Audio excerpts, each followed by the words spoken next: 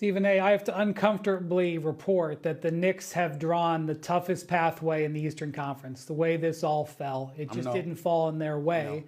They could have had the Raptors, a team who they have crushed. They played the Raptors 5 times this year because of the play-in or the in-season tournament.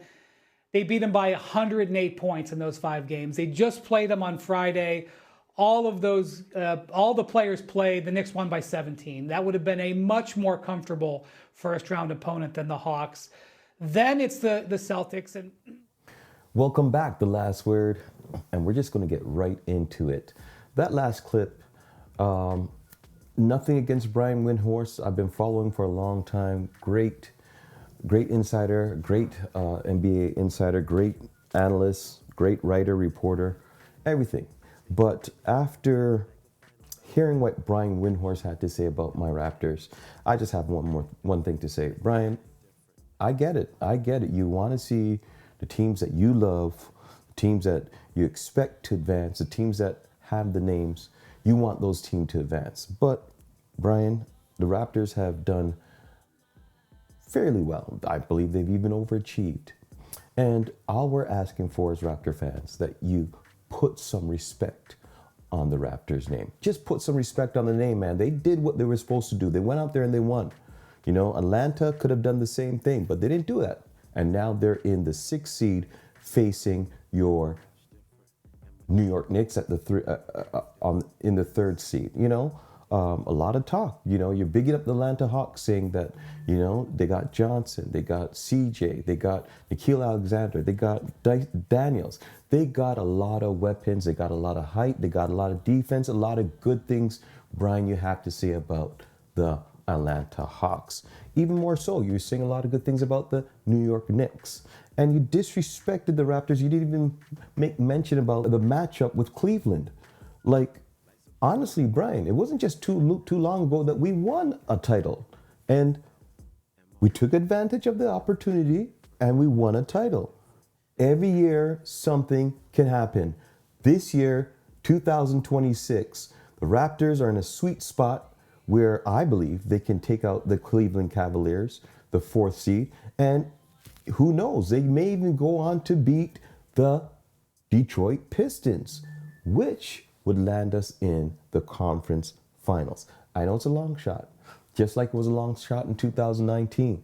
This could be our year. So Brian, all I'm asking, put some respect on the Raptors name. Now, the brackets have been set. We were talking about it previously, but let's just go through them one more time. I know we're talking about the Raptors, but let's just talk about the brackets. We got the Detroit Pistons. They will face off the winner between the Charlotte Hornets and the Miami Heat. Everybody's saying that Charlotte's going to win that. I'm not too sure. Anything can happen. Then you got Toronto at the 5 seed playing the Cleveland Cavaliers in the 4th seed. Toronto did what they did, won their game against the Brooklyn Nets, which propelled them into the 5th seed.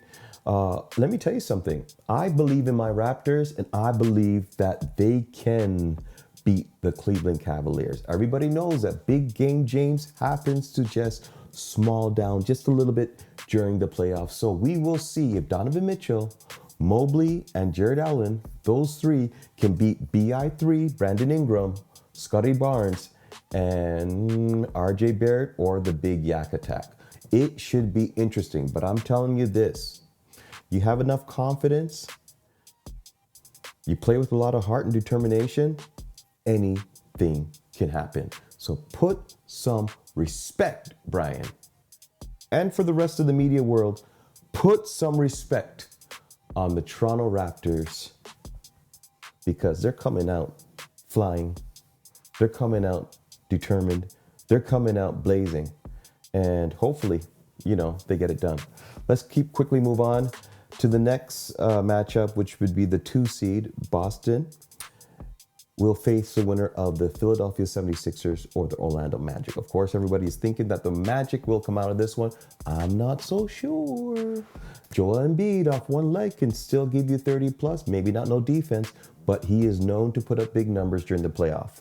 Paul George, we'll see if he shows up. If he doesn't, he's well rested, so there's no excuse. We got Maxey and Edgecombe, great backcourt. Again, if anyone can pull off any upsets, I'm looking at the Philadelphia 76ers. The Western Conference is no different. I mean, let's look at it. OKC, they look like they will be flying on all cylinders. They play the winner of the Clippers or the Golden State Warriors, which doesn't really matter who the winner of that series is. OKC will automatically advance. And then we got the Western Conference version of the Toronto Raptors. You got the Lakers in the 4th seed. Interesting. Can they make any noise? Can they just get one? That is what everyone is questioning. Does LeBron James have enough in the tank to give them one game? It's possible. AI did it in 2001 with the Lakers face Philadelphia 76ers. Can LeBron do it at 41? That would be an incredible feat. So let's wait and see that. But no one's expecting the Lakers to go anywhere, even if Luka and Reeves do come back. I'm saying to myself, no chance. KD and the Rockets are going to run away with this one. I think KD has secret talks with this team. He's like, guys, we got to stick it to LeBron. I don't care if this is his last year. We're trying to sweep them. We're trying to embarrass them. We're trying to put our names on this NBA playoffs. We want to make a statement, and I think that's possible.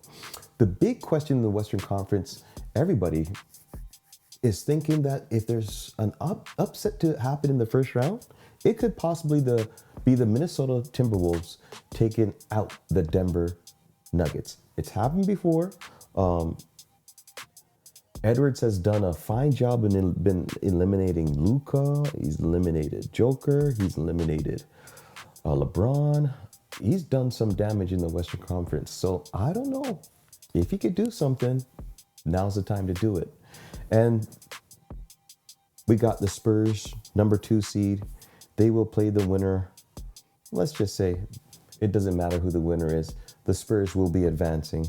And I think Phoenix might possibly sneak in, but we'll have to wait and see. The Spurs will take out whoever they face and they will advance. But right now, the first round of the playoffs is set. Again, the Western Conference, the only upset I see happening would be Minnesota beating the Nuggets. LeBron and the Lakers don't have a chance.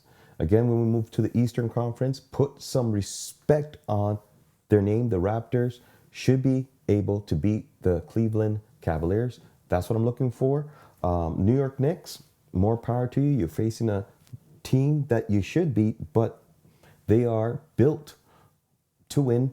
I'm sure that Trae Young is hoping for the demise of the Atlanta Hawks. Now, we'll be all talking, get rid of Trae Young, and they would have a great chance in beating the Cleveland Cavaliers and advancing to the next round, which would have made the trade look really, really good. But now they're facing the Knicks, which would mean that Trae Young might have a great opportunity to gloat and see his former colleagues exit the first round gracefully. We'll have to wait and see, because right now, Trae Young, not looking good. Your team's doing much better without you. Your old team's doing much better without you. And your new team, we'll see.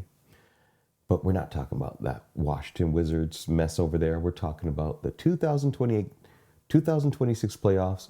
We just want to throw it out there. It's going to be exciting, but we just want to get the message. Please, please, please, Brian Windhorst and all the insiders, put some respect on the Toronto Raptors name. Last word.